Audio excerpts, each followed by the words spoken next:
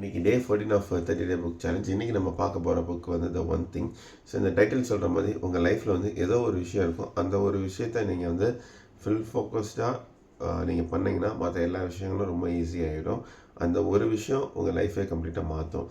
So உங்களோட one திங்கை வந்து நீங்கள் எப்படி கண்டுபிடிக்கிறதுனா, உங்களுக்கான பர்பஸ் இருந்துச்சுன்னா அந்த பர்பஸை பேஸ் பண்ணி உங்களால் ஈஸியாக ப்ரையாரிட்டி செட் பண்ண முடியும். அந்த ப்ரையாரிட்டியில் அந்த ஒன் திங்கை எடுத்து நீங்கள் வந்து ஃபுல் ஃபோக்கஸ்டாக பண்ணிங்கன்னா நீங்கள் உங்களால் ரொம்ப நல்லா ப்ரொடக்டிவாக இருக்க முடியும் அப்படின்னு சொல்கிறாரு. ஸோ நீங்கள் மல்டி டாஸ்கிங்கிற ஒரு விஷயமே கிடையாது.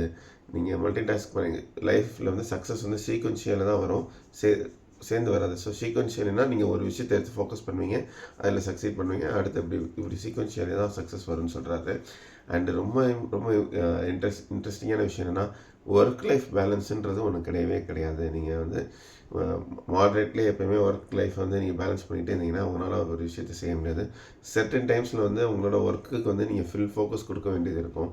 லைஃப்பில் சர்டன் டைம்ஸ் வந்து உங்களோட பர்சனல் லைஃபுக்கு நீங்கள் ஃபுல் ஃபோக்கஸ் கொடுக்க வேண்டியதாக இருக்கும்.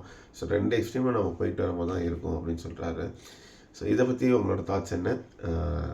I think this a very very interesting concept. டெஃபினட்டாக எல்லோரும் அட் சம் பாயிண்ட் இந்த ஒன் திங்கை பற்றி யோசிக்கிறது நல்ல விஷயம்னு நினைக்கிறேன். Let me know in the comments below. Meet you tomorrow with another nice book.